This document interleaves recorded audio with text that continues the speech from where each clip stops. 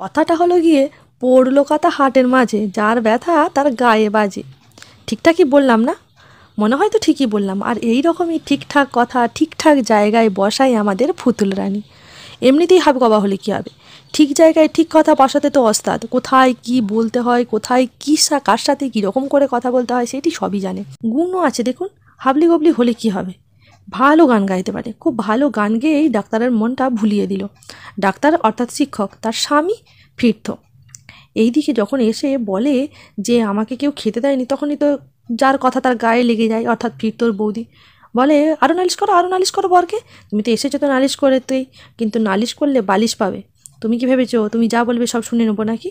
এখন থেকেই বরের কান ভাঙানি দিচ্ছ? দাও দাও দাও। এই নিয়ে এই কথা কাটাকাটি হতে হতে যারা আশেপাশের কুটুমজন তাদেরকে বলা, এইদিকে ফিরতেও বলে, এই নিয়ে এক তুমুল প্রস্ত অশান্তি শুরু হয়ে যায়।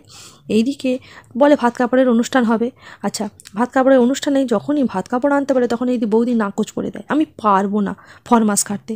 যাই হোক, আরও যারা আত্মীয় স্বজন আছে তাদের মধ্যে থেকে একজন ভাত কাপড়ের থালাটাকে নিয়ে আসে।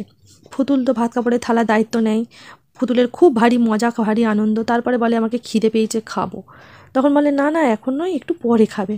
এইদিকে হয়েছে কি, ভাত কাপড় নেওয়ার পরে যখন তাদের একজন আত্মীয় বলে যে তাহলে তুমি এবার সবাইকে প্রণাম করো এবং নিজের স্বামীকে প্রণাম করো।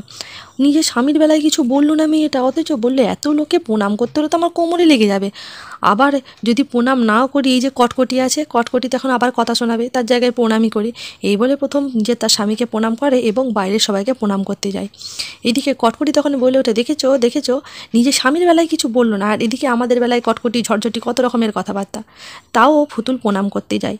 বাকি কুটুমদেরকে প্রণাম করে যখন বৌদিকে প্রণাম করতে আসে, বৌদি এমন ঠেলা দেয় বেচারা পড়ে যাচ্ছিল। ফিরতে যাও, হাতটা ধরে ফেলে বলে যে তুমি কি চোখে দেখতে পাচ্ছ না, ও একজন অসুস্থ মেয়ে, ওকে এরকম করে কি দেখতে হয় নাকি? আর ও তো তোমাদের মতো পাঁচজনের মতো নয়, ও বড়ই হয়েছে, ও তো মনটা তো বড় হয়নি। এইভাবে বোঝাতে থাকে, কিন্তু সে তো বোঝার পাত্রী নয়। সে তো আবার দুর্মুষ ব্যবহার করতে থাকে। এইদিকে যখনই দেখে যে এরকম ব্যবহার করছে, তখনই পুতুল বলে যে তুমি কেন অমন গো? আমার এই ঘরে তো সবাই আমাকে ভালোবাসে, শুধু তুমিই এরকম করো। আমার মা নেহাত আমাকে শিখিয়ে পাঠিয়েছে যে শ্বশুরবাড়ির সবার সাথে ভালো ব্যবহার করতে। এদিকে আমার স্যারও তো বলেছে যে সবার সাথে ভালো ব্যবহার করতে, কিন্তু দেখছি তোমার সাথে ভালো ব্যবহার করা যায় না। আর তার জন্য তুমি আমাকে এরকম করে ঠেলে দিবে? আর তুমি তো জানো আমি একটা অসুস্থ মেয়ে, আমার কত রকমের ওষুধ চলে। তুমি যদি বেশি এরকম করো, আমি কিন্তু এই বাড়ি ছেড়ে চলে যাব। এইদিকে এই শুনে তারা বড় যা বলে, তুমি কি যাবে? যা করছো তোমাকে মনে হচ্ছে এই বাড়ি থেকে বের করে দেবো। আর 2-4 দিন যেতে দাও, দেখবে ঠিকই তোমাকে এই বাড়ি থেকে বের করে দেবো। তখন এই কথা শুনে ফিরতে বলে যে তুমি কি বাড়ি থেকে বের করে দিলে এরকম করে আমি চুপ করে বসে থাকবো? আমি ঠিক ব্যবস্থা করব। আর এই বাড়িটা আমার বাবারও বাড়ি, অতএব এই বাড়িতে আমি থাকতেই পারবো। এদিকে বলে তোমার বইয়ের আমি ফরমাস খাটতে পারবো না। আমি কি তোমার বউকে ফরমাস খাটবো? তার জায়গায় তুমি কাজের লোক রাখো। এদিকে আবার কাজের লোক রাখলেও সেও তো ঝামেলা। আমি খেটে খেটে মরবো, তুমি কাজের লোক এনে তোমার বউকে বেশ আরাম করে রাখবে, সেটি হচ্ছে। এইভাবেই বউ ভাতের অনুষ্ঠানটি শেষ হয়। আর এইদিকে পরের দিনে প্রীতিভোজের অনুষ্ঠানের জন্য মিষ্টি আনতে যায় ফিরতো তার দাদার সাথে। বাড়িতে এসে দেখে তার বউ নেই। চতুর্দিকে খোঁজাখুঁজি করতে থাকে, বাড়িতে নিচেতে এসে সবাইকে জিজ্ঞাসা করে, বৌদিকে জিজ্ঞাসা করে যে দেখেছো? বলে না না, আমি কি তোমার বউকে সারাক্ষণ পাহারা দেবো নাকি? এত বড় মেয়ে হয়েছে, কোথায় গেছে দেখো। এইদিকে সারা বাড়ি তন্ন তন্ন করে খুঁজে কোথাও পায় না। তখন ফিরতো ভাবতে থাকে আগের দিনে রাত্রিবেলা সে কান্নাকাটি করছিল বাপের বাড়ি যাওয়ার জন্য। বাপের বাড়ি চলে যায়নি তো, কিন্তু সে তো অনেক দূরের ব্যাপার, কী করে যাবে? মাঝ রাস্তায় বেরিয়ে পড়লে ট্রেন লাইনে আরে বিপদ। এই কথাও সবাই আলোচনা করতে থাকে, কিন্তু কেউ আর গ্রাহ্য দেয় না। কিন্তু এইদিকে ফিরতোর কাছে যখনই শোনে ফিরতোর বৌদি যে বাপের বাড়ি যাওয়ার বায়না করছিল রাত্রিবেলা, তখনই তো তার গায়ে জ্বালা ধরে যায়। বলে ও বাবা, তুমি কি তাহলে কালকে রাত্রিবেলা ও বইয়ের কাছে গিয়েছিলে? এত করে বারণ করলাম যে বইয়ের কাছে যেতে নেই, তাও গিয়েছিলে? একটা দিন আর তস হইল না, নির্লজ্জের মতো। এই কথা শুনে ফিরতো তো রাগে গজগজ করে, বলে অসুস্থ মানুষ, তাই তাকে ভুলাতে গিয়েছিলাম, আবার চলে এসেছিলাম। সে কথা কে শুনে? এই বলে ফিরতো বেরিয়ে পড়ে তার বউকে খোঁজার উদ্দেশ্যে। এইদিকে ফুতুল রাস্তায় বেরিয়ে লোককে জিজ্ঞাসা করতে থাকে যে আমার বাপের বাড়িটা কোন দিকে। যখন তাকে জিজ্ঞাসা করে ঠিকানা আপনি দিয়ে সম্বোধন করে, তখনই তো মেয়ে হাবলি হাসতে থাকে। আমি হাবলি, আমাকে আবার আপনি দিয়ে কথা বলছে। যাই হোক, এই বলে সে আগিয়ে যেয়ে একটা টোটো স্ট্যান্ডে টোটো ধরে ফেলে বাপের বাড়ি যাওয়ার জন্য। এইদিকে ফিরতো খুঁজে না পেয়ে কী করবো ভেবে ফিমুলকে একটা ফোন করে। দিনটি ছিল দুই রকমের, একদিকে যেমন রিসেপশন, অন্যদিকে তেমনই শিবরাত্রি। ফিমুলরা সবাই মিলে শিবরাত্রির পুজো দিতে যায়। পুজো দিতে যেয়ে সেইখানে আবার এক ঝামেলায় পড়ে। ফিমুল আর শাশুড়ি আর একজন তিনজনে জায়গা ঘিরে ফুচুরিতাদি, কিন্তু ফিপাশাকে আর ফিরসা দুজনে মিলে আসতে দেরি করে। যা হোক করে আসার পর যখনই লাইনে ঢুকতে যায় তখনই পাড়ার মেয়ে বউ সবাই মিলে এসে ওদের সাথে ঝগড়া লেগে যায়। ফিমুলকে বলে, তুমি আচ্ছা ঝগড়াটি মেয়ে, নিজের শ্বশুরঘরেতে ঝগড়া করেই বেড়াচ্ছ, আবার সঙ্গে আমাদের পাড়ার মেয়ে বউগুলোকে নিয়েছো, তারা আগে যদিও ছিল না, তোমার পাল্লায় পড়ে এরকম হচ্ছে।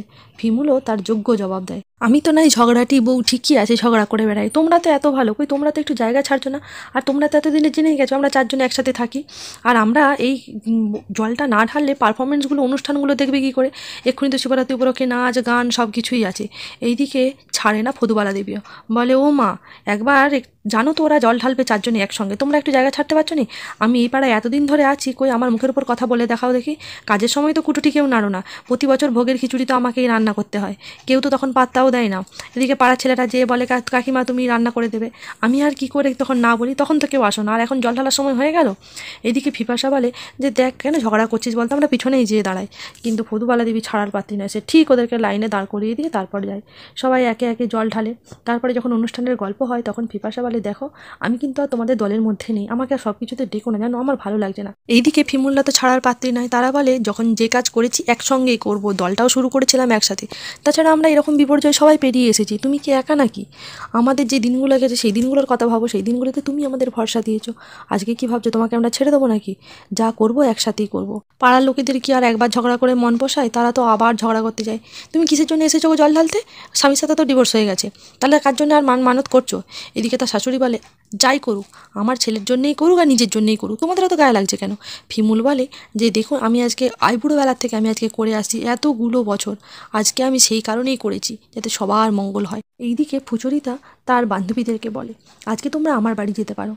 ফিপাশা যখন তার বাড়ি যেতেই চাইছে না, তখন তোমরা আমার বাড়িতে একদিন চলো না, আজকে আমার বাড়িতে কেউ নেই, সেই জন্যেই তোমাদেরকে বলছি। তারা ঠিক করে ফুচরিতাদের বাড়িতেই যাবে। ওমা ফুচরিতাদের বাড়িতে যেয়েও জোটে গান বাজনার রিহার্সালও শুরু হয়। ফিপাশার মনটা একটু গোমড়া থাকলেও কিন্তু তাও অনুষ্ঠানটা শুরু করে। এদিকে ফোন আসে ফিরতোর, ফিমুলকে সব যখন খুলে বলে, ফিমুল তো একবারে অবাক হয়ে যায় যে কী করে হলো এরকম একটা ব্যাপার। ঠিক আছে তুমি আগে পুলিশে খবর দাও, আর আমরাও এইদিকে খোঁজাখুঁজি করে দেখছি যে কীভাবে পাওয়া যায়, তাছাড়া রিসেপশনের অনুষ্ঠান এটাও তো দেখতে হবে। আর এইভাবেই শেষ হয় আজকের পর্বটি।